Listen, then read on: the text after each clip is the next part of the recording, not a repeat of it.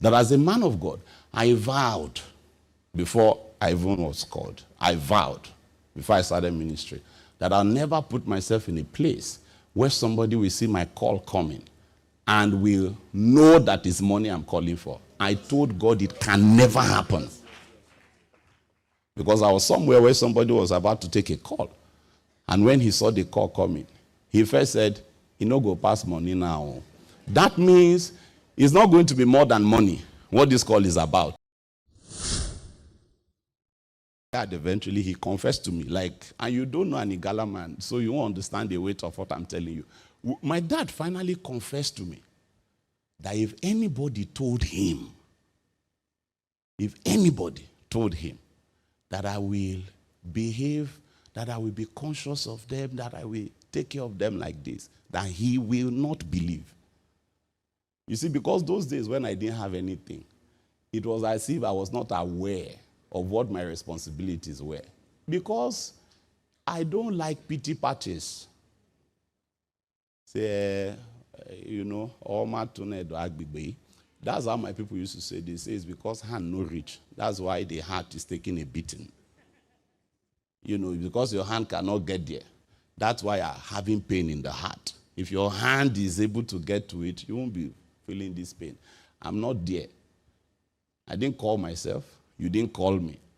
If the money you need for Christmas, if it should come from me, God will put it in my pocket.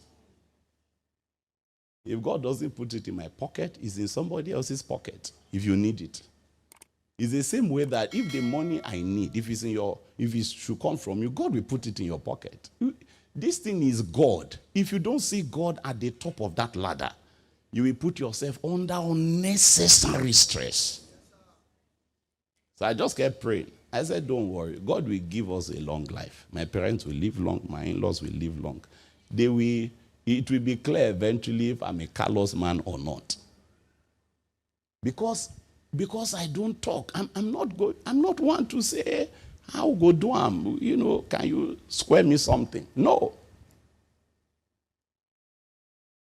I don't know what I was telling them a few days ago. I can't remember. Maybe it was at Theophilus' meeting. I don't know where it was.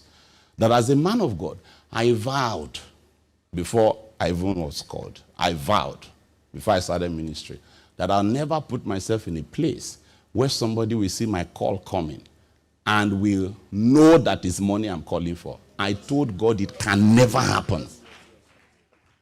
Because I was somewhere where somebody was about to take a call.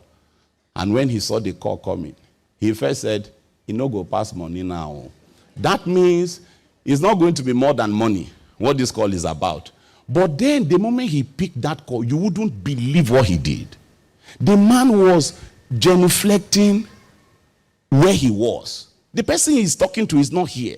That was what gave me the sense of the level of the man on the other end.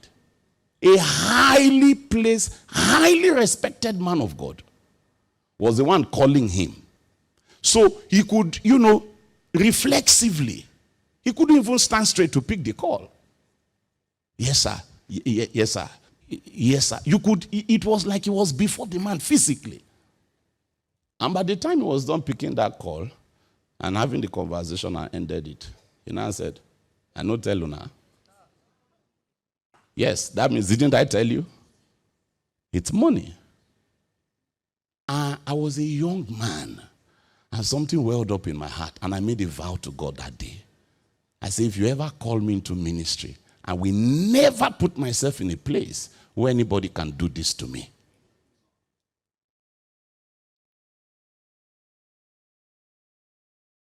Are you with me? If we will starve with dignity.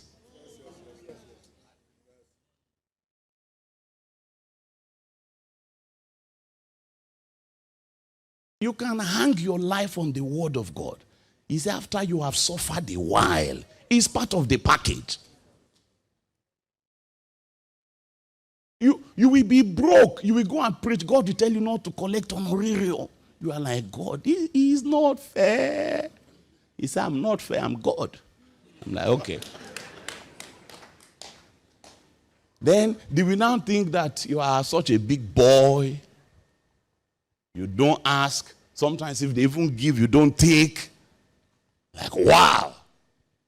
So I remember that time, some people used to say in church, say, those people, they are foreign sponsors. They are foreign sponsors.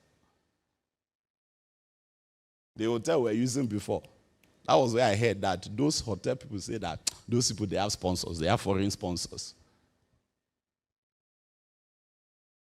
Listen to me. If your confidence is based on your bank balance, you are an embarrassment to God's grace.